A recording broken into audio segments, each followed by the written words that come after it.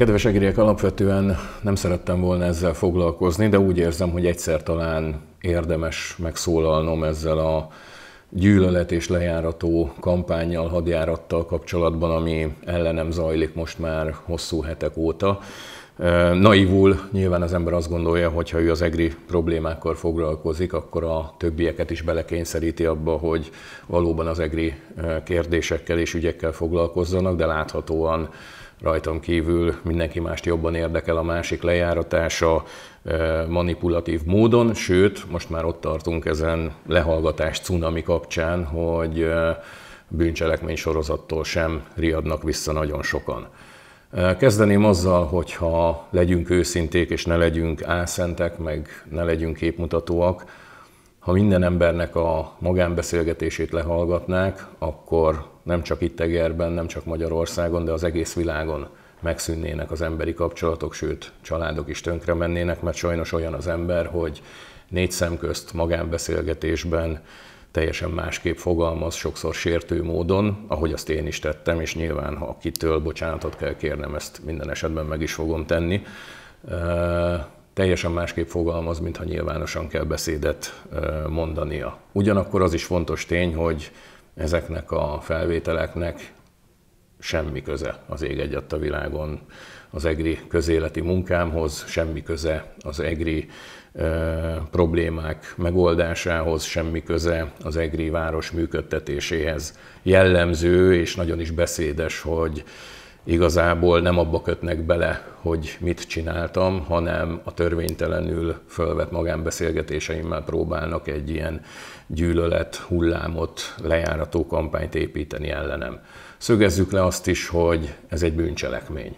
És a bűncselekményt nem én követem el, aki szabadszájúan fogalmaz bizonyos esetekben, sőt, sokszor csúnyán, hanem az, aki törvénytelenül fölvette a beszélgetéseimet, és azok, akik ezt a mai napig is elkövetik. Ugyanakkor örülök, hogy a rendőrség elrendelte a nyomozást, örülök, hogy tudunk érdemi információkkal szolgálni az elkövetők körére vonatkozólag, és nagyon bízom benne, hogy az egri nyilvánosság számára hamarosan világos lesz, hogy kik állnak emögött, a lejárató hadjárat mögött.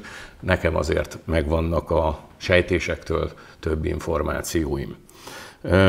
Ugyanakkor, amit nagyon fontosnak tartok még ezzel kapcsolatban elmondani, egyrészt a jövőben én már nem fogom ezeket kommentálni, sőt meg se fogom hallgatni, el se fogom ezeket olvasni. Egyébként ezt tanácsolom mindenkinek, hiszen ezek az érdemi munkáról veszik el az energiát és a figyelmet. Ez már a rendőrség feladata jó ideje, hogy ezeket az ügyeket felgöngyölítse.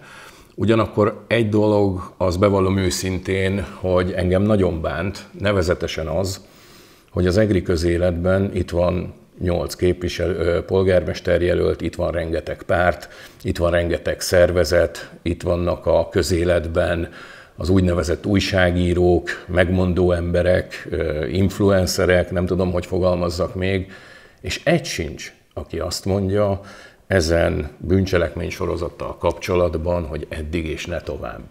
Azért akárhogy nézzük, lehet, hogy Magyarországon egyedülálló, hogy 1990 óta nem volt egy egri polgármester, de szerintem egy magyar polgármester sem a 3200 települések összességében, aki ellen egy ilyen széleskörű gyűlöletcunami, gonoszság, aljasság nagy koalícióban 0-24-ben évek óta támadva létrejöjjön, és ez nyilvánvalóan nem az én munkásságomnak köszönhető, hanem sokkal inkább azon emberek hatalomvágyának és mániájának, akik mindenáron el akarják foglalni a helyemet, még úgy is, hogy bűncselekményt követnek el.